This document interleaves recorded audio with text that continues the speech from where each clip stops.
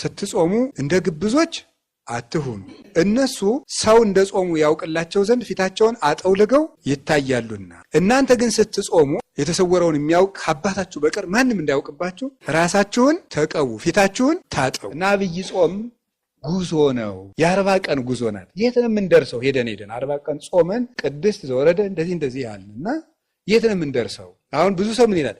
እንዲሁ ኦርቶዶክስ መሆን ያደክማል። ምክንያቱም ጾሙ ቀኑ ምንድን ነው? በጣም ብዙ ነው። እና ምንድን ነው ዓመት ሙሉ እንዳንበላ የምታደርገን ይህች ቤተክርስቲያን። ጾም ሰማያዊ መልካችንን መጠበቅ ነው። የጾመኛ ሰው ሰውነት ሌሊቱን ሙሉ ተኝቶ ማደር አይቻለውም። ጾም የትጋት ምንጭ ነው። ሰው በልቶ ትጉ ሊሆን አይችልም። ጾም የአርምሞ እህቷ ናት። አርምሞን ዝም ማለትን፣ መረጋጋትን፣ መስከንን የምታመጣው ጾም የጸሎት እናቷ ናት። ደግሞ የሚጾም ሰው ጸልይ ነው የሚያሰኝ። አይምሮ የተሳለ ነው። አንደበቱ ስል ነው። ልቡናው የተከናወነ ነው። ሐሳቡ ክት ነው። የእንባ ምንጭ ናት። ሁልጊዜ የሚበላ ሰው ማልቀስ አይችልም። የስጋን ፍትወት በሙሉ ጸጥ ታደርገዋለች። አርፈ ቁጭ በል ትለዋል። በቀን 1 ጊዜ የሚበላ ሰው መልአክ ነው። በቀን 2 ጊዜ የሚበላ ሰው ሰው ነው። በቀን 3 ጊዜ የሚበላ ሰው እንስሳ ነው።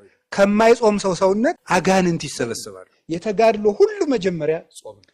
ጾመ ነቢያትን ስንጾም ነቢያትን እናንተ ጽድቅ ፍለጋ ነው የተራባችሁ ነው። ሐዋርያትን ስንጾም እናንተ ተርባችሁ ያገኘታችሁን ጸጋ እግዚአብሔር ይስጠን ነው። አብይ ጾም ስንጾም ግን እግዚአብሔር ሰው ሆኖ የተራበው ራባችን ነው ማለት ነው። አንተ ለኛ ብለህ ተራብክ ተብሎ ለዚህ ረሃብ የምናሳየው የፍቅር ምልክት ነው እንጂ አብይ ጾምን ጾመን የኛ ጾም ያጸድቀናል ማለታችን አይደለም። የእግዚአብሔር ረሃብ ድንቅ ነው። የሀብታም ልጅ ቢርባው እንኳን እንደው ያሳዝናል። እንደው ሁሉ እያለው እንላለን። እግዚአብሔር የተራበው ረሃብ ነው ይሄ ጾም። ሁሉ እያለው የተራቡትን አብልቷቸዋል። ለተጠሙት ውሃ አይደለም ወይንን ያጠጣቸው፣ በኋላ ሲብስ ደሙን ያጠጣ። ይሄን የሚያደርግ እሱ ብቻ ነው። እሱ ሲራብ የማይደንቀው ሰው ምን አይነት ጭንቅላት ያለው አይደል? አንዳንድ ጊዜ በጎ እየሆንኩ ለምንድን ነው መራራ ነገር የሚገጥመኝ ልንል እንችላለን። በዝቅተኛ ኑሮም ልንኖር እንችላለን። መከራን በምስጋና መቀበል። ቡና ይጠጣል አይጠጣም፣ አሳ ይበላል አይበላም። ጾሙ በ14 ነው የሚገባ በ15። ቤተ ክርስቲያን የቤት ስራ ውስጥ ናት፣ መከራ ውስጥ ናት። ስደት እየተሰቃየች ነው ያለችው። በብዙ ሰዓት እየተጠበሰች ነው። አይን ያለው ሁሉ በቀይ አይኑ የሚያይ ቤተክርስቲያን ነው። እግር ያለው ሁሉ የሚፈጥን እሷን ለማቃጠል ለማጥፋት ነው። ነፍስ መግደል አለ የለም፣ ጥንቆላ የለም፣ መጠን ያጣ ግብረ ሰዶማዊነት የለም፣ ዘረኝነት የለም። ክደት በዝቶ የኢትዮጵያ ምዕመናን በሙሉ ወደ ክደት እየተወሰዱ አይደል? በየሜዳው ሄደው እዚያ የሚዘለው የሚጨፍረው እኮ ከኦርቶዶክስ የወጣ ነው። አላያችሁት? ያ እየተወሰደ እኛ ቡና ይጠጣል አይጠጣም። በዚህ ቤተክርስቲያን ላይ መከራ አንሷት ነው ወይ? ሀሳብ እያመጣን መከመር፣ ሀሳብ እየመጣን መከመር። ትልቅ ነገር እያለን፣ ትልልቅ ጉዳይ እያለብን፣ ትልቅ ዓላማ እያለን፣ ትልቅ ጉዞ እያለን ፊታችን ላይ ዘንዶ አፉን ከፍቶ እየጠበቀን በትንንሽ ነገሮች እየተባላን ቤቱን ማቁሰል፣ ቤቱን መፍታት።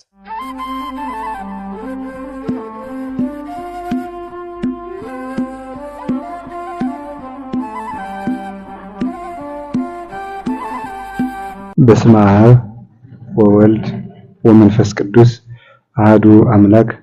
በስመ አብ ወወልድ ወመንፈስ ቅዱስ አሐዱ አምላክ።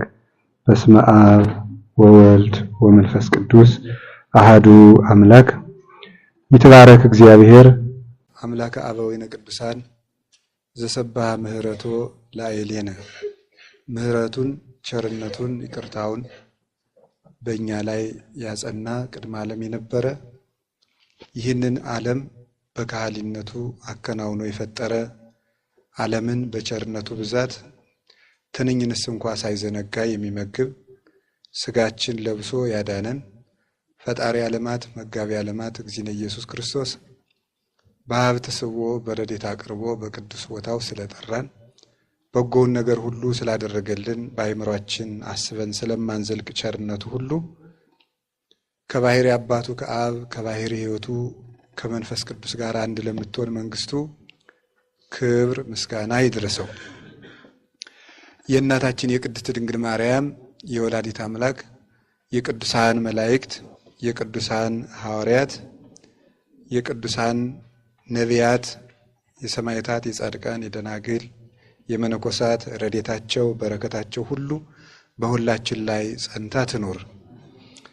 የተከበሩ መምህራችን መምህር አባ ገብረ ሥላሴ የርዕሰ ገዳማት ወአድባራት ጣና ቅዱስ ቂርቆስ የአባቶችና የእናቶች አንድነት ገዳም አበምኔት፣ አባቶቻችን ካህናት፣ ወንድሞቻችን ዲያቆናት፣ አባቶች መነኮሳት፣ እናቶች መነኮሳያት፣ የጌታችን የመድኃኒታችን የኢየሱስ ክርስቶስ የድህነት ቤተሰቦቹ ምእመናን አንድ አምላክ በሚሆን በአብ በወልድ በመንፈስ ቅዱስ ስም እንደምን ሰነበታችሁ?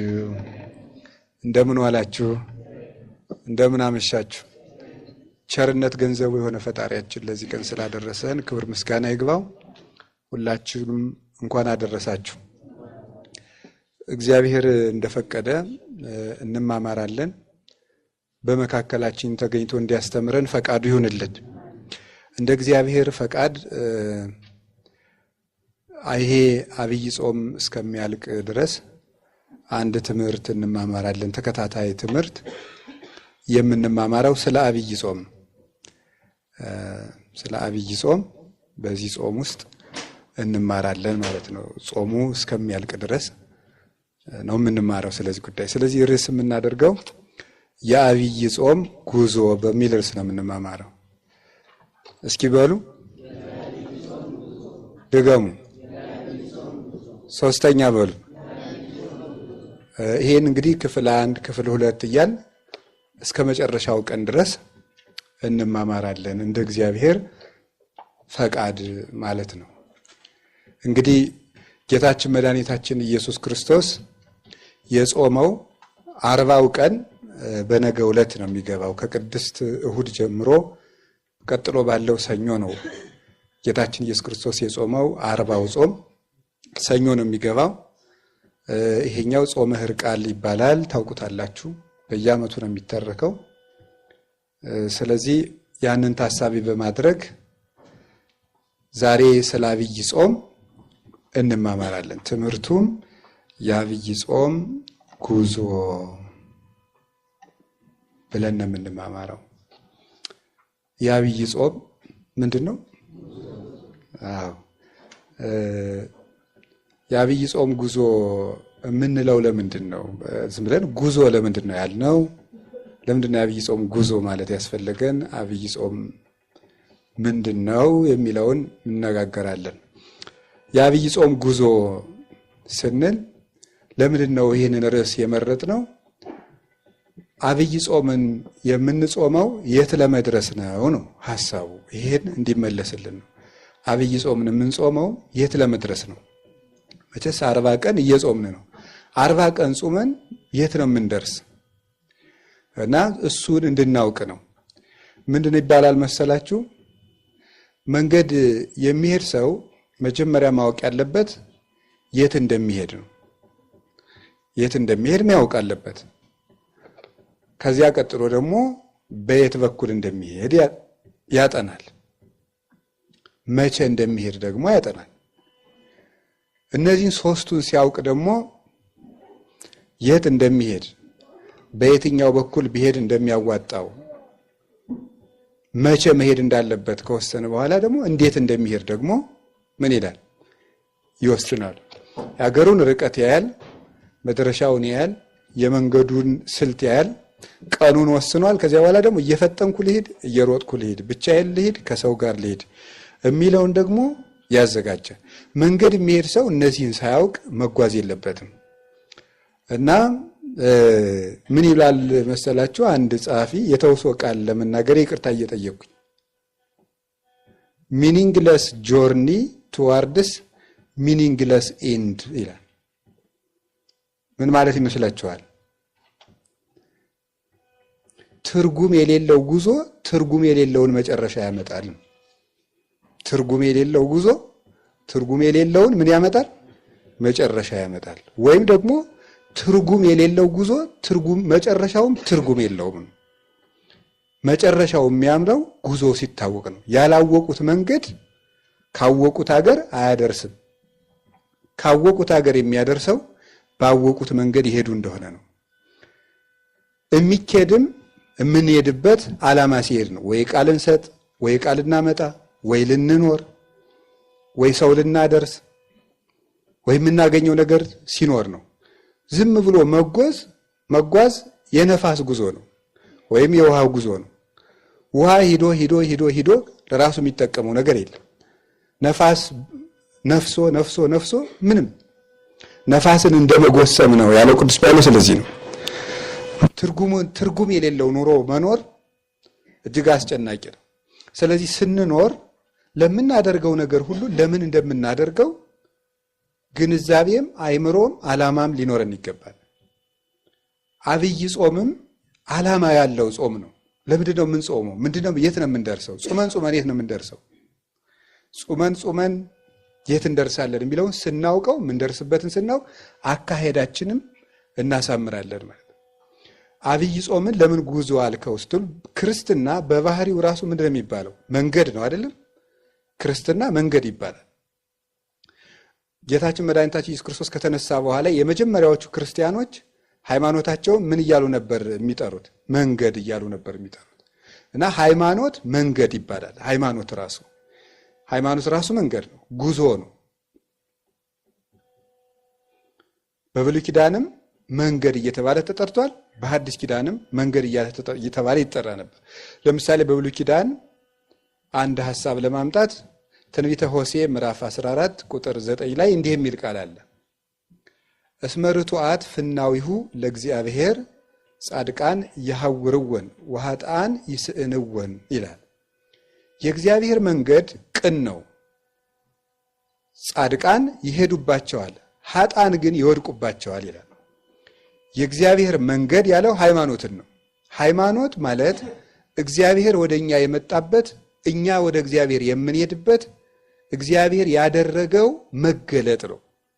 እግዚአብሔር ወደ ሰው ልጆች የቀረበው መቅረብ፣ የእግዚአብሔር ወደኛ መቅረብ፣ እኛን ወደሱ መሳቡ፣ እሱ ማንነቱን ለኛ የገለጠው መግለጥ እርሱ ሃይማኖት ተብሎ ይጠራል። ስለዚህ ሃይማኖት ማለት ሰው ወደ እግዚአብሔር፣ እግዚአብሔር ወደ ሰው የሚመጣበት። እኛ ወደ እግዚአብሔር ከመሄዳችን በፊት እግዚአብሔር ወደኛ ነው የመጣው። ቀድሞ በጥንተ ፍጥረት እግዚአብሔርን በባህሪው ፈልጎ ሊያገኘው አይችልም፣ እግዚአብሔር ራሱን ካልገለጠ በቀር። ወደ ተገለጠው እግዚአብሔር እንሄዳለን እንጂ እኛ ያገኘነው እግዚአብሔር የለም። ራሱን ወደኛ የገለጠ እግዚአብሔር ነው እንጂ ያለ ሰዎች ፈልገው ተመራምረው ያገኙት እግዚአብሔር የለም። ለምሳሌ አብርሃም እግዚአብሔርን አግኝቷል፣ ሙሴ ጸሊም እግዚአብሔርን አግኝቷል እንላለን። ያን የተገለጠውን እግዚአብሔር ነው ያገኘ። እግዚአብሔር የሰው ልጅ መሻት ነው የምትባል እንጂ እግዚአብሔር እንደ ዕቃ ተፈልጎ አይገኝም። መሻት ይኑረን ነው። ለይትፈሳህ ልብ ዘያሐስሶ ለእግዚአብሔር፣ እግዚአብሔርን በሕግ በአምልኮ የሚሻ ሰው ደስ ይበለው ተብሏል። እግዚአብሔርን እንፈልገዋለን። የምንፈልገው መሻታችን ነው እንጂ እንደ ዕቃ እግዚአብሔር እንደዚህ ተደርጎ እግዚአብሔር የሚባል አካል አገኘው እንደዚህ ያለ ነው የሚባል አይደለም። ራሱን ነው እግዚአብሔር ለሰው ልጆች የገለጠ። ያ የተገለጠው እግዚአብሔር ወደኛ ራሱን የገለጠበት መንገድ ሃይማኖት ይባላል። እኛ ደግሞ እሱን ያን የተገለጠውን እግዚአብሔር አንድነቱን ሶስትነቱን አምነን የምንሄድበት ደግሞ መንገድ እርሱ ደግሞ ሃይማኖት ይባላል። ስለሱ የተቀበልነውን እውነት ተቀብለን ወደሱ የምንሄድበት ጎዳና እሱ ሃይማኖት ይባላል። ጌታችን መድኃኒታችን ኢየሱስ ክርስቶስ ወደዚህ ዓለም ምን አለ ነው የተባለው? ብሉይ ኪዳን ላይ ራሱ እግዚአብሔር አመጋገቡ ሰዎችን ሲመግብ የመንገድ ስራ ነበር የሚሰራው አይደለም? እግዚአብሔር በገነት ምን ሲል ሰማ አዳም ነው የሚለው? ሲንቀሳቀስ ሰማ አይደለም የሚለው? እግዚአብሔር በገነት ሲንቀሳቀስ ሲያንኮሻኩሽ አዳም ሰማው ይላል። ከዚያ አብርሃም ላይ ስትደርሱ ምን በል ነው ያለው? ከዘመዶች ተለይተህ ምን በል ነው? ሂድ። መንገድ ነው አሁንም እግዚአብሔር የሚያሳየው ማለት ነው። መንገድ ነው የሚያሳየው። ወደ ግብፅ ምን አትበል አትሂድ፣ መንገድ ነው ይሄ። ያዕቆብ ከየት ወደ የት ነው ሄደው? ከከነዓን ወደ ሶሪያ ሄደ አይደለም? አሁንም ደግሞ ምንድን ነው ያለው እግዚአብሔር? ወደ ቤቴል ምንድን እንበል ነው ያለው? ተመለስ፣ ሂድ ነው የሚለው እግዚአብሔር ያዕቆብን። ከዚያ በኋላ ደግሞ ከወለደ በኋላ በሀገሩ መኖር ከጀመረ በኋላ ወደ ግብፅ ምን በል ነው ያለው? ሂድ፣ ወደ ግብፅ ውረድ። አሁንም ከግብፅ ወጡና የ40 ዓመቱ የእግዚአብሔርና የሰው ልጅ ግንኙነት የምን ግንኙነት ነበር? የመንገድ ላይ ግንኙነት ነበር። የመንገድ ላይ ግንኙነት ነበር። ስለዚህ እግዚአብሔር የመንገድ አምላክ ነው ማለት ነው። እኛም መንገደኞች ነን ማለት ነው። እግዚአብሔር ደግሞ የመንገዳችን መሪ ነው። ስለዚህ ቅዱስ ዳዊት ምን አለ? ምርሃኒ እግዚኦ ፍኖተከ እንተ ባቲ አሐውር፣ አቤቱ የምሄድባትን መንገድ ምራኝ ብሎ ይጸልይ ነበር። አርት ፍኖቴ ወሁረቴ፣ መንገዶችን አቅናልኝ አካሄዴንም አሰማምርልኝ እያለ ይለምነው ነበረ። ስለዚህ አባቶቻችን ወደ እግዚአብሔር የይሄዱበት ነበር። አምላኬ አምላኬ ገይሳቤከ፣ አምላኬ ፈጣሪ ወደ አንተ ምን እላለሁ ነው እገሰግሳለሁ። ጸማት ነፍሴ ለከስ፣ ነፍሴ አንተን ተጠማች። ማይዜ እበጽሕ ወእሬ ገጾ ለአምላኬ፣ ደርሼ የፈጣሪን ፊት የማየው መቼ ነው? ጉዞ ነው። ወደ ሰማይ የሚደረግ ጉዞ፣ መቃተት፣ ናፍቆት ነው ሃይማኖት። ወደምንፈልጋት ወደ ነፍሳችን መዳረሻ ወደባችን ስለሆነ ከጥፋት አድኖ የሕይወት ወደብ ወደሚሆነን ወደ ክርስቶስ የሚደረግ ጉዞ ነው ሃይማኖት። ከዛ ጌታችን መድኃኒታችን ኢየሱስ ክርስቶስ ወደዚህ ዓለም ምን አለ? መጣ። ይኸው መንገድ ነው። ይሄም እኮ እግዚአብሔር ከሰማይ ወደ ምድር መጣ። መጣና እናቱ የወለደችው የት ላይ ነበር የወለደችው? መንገድ እየሄደች ነው የወለደችው። ቤተልሔም ላይ መንገድ ልትቆጠር ሄዳ እዚያ መንገድ ላይ ነው የተወለደ። እንደተወለደ ምንድን ነው ያደረገው? መንገድ ነው የጀመረው። ወዴት ነው የሄደው? ወደ ግብፅ ነው የሄደው። ከግብፅ ተመልሶ ወዴት ነው የሄደው? መንገድ ነው የሄደው። የት ነው የሄደው? ናዝሬት። በናዝሬት ሲያደግ ምን እያደረገ ነው ያደገ? እየሄደ ነው ያደገው። ከየት ወደ የት? ከገሊላ ወደ ናዝሬት ወደ ኢየሩሳሌም እየሄደ ነው ያደገው። በምድር ላይ አንሶ ሰው ውስተ ምድር አይደል ያለ ቅዱስ ኤፍሬም። በምድር ላይ ምን አለ ነው? ተመላለሰ ነው። ሊጠመቅ ምን አለ? ሆረ ኢየሱስም ገሊላ ሀበ ዮሐንስ፣ ሄደ። 40 ቀን ሲሞላው ሊጾም ወደ ምድረ በዳ ምን አለ? ሄደ። ተመልሶ ደቀ መዛሙርቱን ደግሞ የመንገድ ወግ ነው ያወጋቸው። ምንድን ነው ያደረገ? ና ምን በለኝ ነው ትለወኒ፣ ምን በለኝ ነው ያለው? ተከተለኝ ነው ያላቸው። መንገድ ነው ሃይማኖት። ክርስቶስን ማምለክ መንገድ ስለሆነ ደቀ መዛሙርቱን ሲመርጥ የመረጠበት ቃል ተከተለኝ የሚል ቃል ነበረ። ለጊዜው በእግር ፍጻሜው በግብር እያሉ አባቶቻችን እንደተረጎሙት። ከዚያ በኋላ ደግሞ መጨረሻ ላይ ምንድን ያደረገ? መስቀሉንም ተከተለኝ አለችው። ዘይፈቅድ ይትለወኒ ይጽላ ነፍሶ ያጥብ ወይ ጽሩ መስቀለ ሞቶ ወይ ትለወኒ። እኔን ሊከተለኝ የሚወድ ሰው ቢኖር ሰውነቱን ይጥላ፣ ራሱን ይካድ፣ ለሞት የሚያደርሰውን መስቀል መከራ መስቀል ተሸክሞ እኔን ይከተለኝ ነው ያለ። እኔን ይከተለኝ ማመን ክርስቶስን መከተል ነው፣ መንገድ ነው። ሲያስተምርም ምንድን ነው ያላቸው? እኔ ራሴ ምንድን ነው የነበር ያላቸው? መንገድ ነኝ። አነ ውእቱ ፍኖተ ጽድቅ ወሕይወት፣ እኔ የሕይወት መንገድ ነኝ ነበር ያላቸው። ዮሐንስ 14:6 ሄደን ሄደን የምንደርሰው ስትለው ሕይወት እኔ ጋር ነው የምትደርሱት። እንዲህ ያለመሆኑ ማረጋገጫው እውነት ምንድን ነው ስለው እኔ ራሴ ምንድን ነኝ ያላቸው? እውነት። በየት አድርገን ነው የምንሄደው? በእኔ እኔ መንገድ ነኝ ብሎ መለሰ። ከዚያ በኋላ ቅዱሳን ሐዋርያትን ከዚያ በኋላ ከቀራንዮ ከሊጦስጠራ ወደ ቀራንዮ መስቀል ተሸክሞ ምን አለ? ሄደ። ተነስቶ ደግሞ ወደ ኤማሆስ ከደቀ መዛሙርቱ ጋር ምን አደረገ? ሄደ። ከትንሣኤ በኋላ ወዴታ ሄደ? ወደ ሰማይ አረገ። ከዚያ ተመልሶ ምን ያደርጋል? ይመጣል። መንገድ ነው ሁሉ እኮ። እመጽእ ካዕበ ወነሣእክሙ ከመ ተሃልዉ አንትሙሂ ሀበ ሀሎኩ አነ። ተመልሼ እመጣለሁ እናንተም እኔ ባለሁበት ትኖሩ ዘንድ እወስዳችኋለሁ። ስለዚህ ይወስደናል። መወሰድ መጨረሻችን መወሰድ ነው፣ መሄድ ነው። እዚያ በኋላ ከሱ መድረስ ነው። እና በዚህ ዓለም ላይ ስንኖር ምን እያረግን ነው ካላችሁ፣ እየሄድን ነው። እየሄድን ነው። ኑሮ ራሱ መንገድ ነው። ምን እያደረግን ነው? ወዴት ነው እየሄድን ያለ ነው? እግዚአብሔር ወይ ወደ ሞት ወደ ሕይወት ነው፣ ወይ ወደ ሕይወት ነው። ከፈቀደልን ወደ እሱ ነው። ካቃተን ደግሞ እንጂ እሱ ያውቃል። እና ቅዱስ ጳውሎስ ራሱ ምንድን ነው ያለው? ወደ ክርስቶስ ልሄድ ምን እላለሁ ነው? እናፍቃለሁ። ልሄድ እናፍቅ። መሞት ራሱ መንገድ ነው። ወፍናው ይሁኒ ለሞት ዘእግዚአብሔር ውእቱ። የሞት መንገድ የእግዚአብሔር መንገድ ነው፣ የእግዚአብሔር ጎዳና ነው ብሎ ቅዱስ ዳዊትም ነግሮናል። ስለዚህ ጎዳና ነው። ስንኖር እየሄድን ነው። አንድ ቀን አንድ እርምጃ እንደሆነ፣ አንድ ዓመትም የሆነ ሩጫ ነው። 2 ዓመትም የሆነ ሩጫ ነው። በቆየንና በከረምን ቁጥር ወደ መቃብራችን በደንብ እየፈጠንን ነው ምን ሄደው እና አብይ ጾም ጉዞ ነው። የ40 ቀን ጉዞ ናት። የት ነው የምንደርሰው? ሄደን 40 ቀን ጾመን ቅድስት ዘወረደ እንደዚህ ያልንና የት ነው የምንደርሰው? እሱን እንድናውቅ ነው፣ መዳረሻችን እንድናውቅ። ሰው መንገደኛ ነው ሲባል እንግዲህ ምን ማለት ነው? ምን ማለት ገባችሁ አይደል? ሰው መንገደኛ ነው ማለት ምን ማለት ነው? ነዋሪ አይደለም ነው። መንገደኛ ጓዙ ቀላል ነው፣ እንደ ልቡ አይናገር። ምክንያቱም መንገደኛ ነው። እንግዳው ናቸው። ሰው ቤት ሄዳችሁ እንደ ልባችሁ ትናገራላችሁ? አንሶት ያንቃ ይባላል። ሰው ቤት ሄዱ አይባልም። አውርዱት ውሃ አልጠጣም ይባላል አይባልም። የሰው ቤት ነው። በምድር ስንኖርም እንደ ልባችን መናገር አይገባም። ምክንያቱም ምንድነው? ነግዶ ፈላሲ ስደተኛ ነንና መንገደኞች ነን። እንደ ልብ አንናገርም። ቀለል ብለንም መኖር አለብን።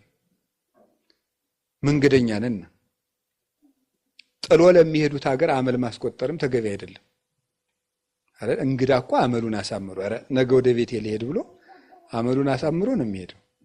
ነገ ጥለነው ለምን ሄደው ዓለም ነው መከራ የምንበላው እርስ በርሳችን እና ስለዚህ ነገ ሀጆች ነን። መቼ እንደምንሄድ አናውቅ። እየሄድን ነው እንጂ ደግሞ ጎዳናችን መቼ እንደሚያልቅ አይታወቅም። ስለዚህ አመልን ማሳመር እንደገና ደግሞ ለእንግድነት በሄዱበት ሀገር ቤት ሲሰራ አይከረምም አይደል? የት ነው የሚሰራ? ራስ ቤት ሲመለሱ አይደለም ነው።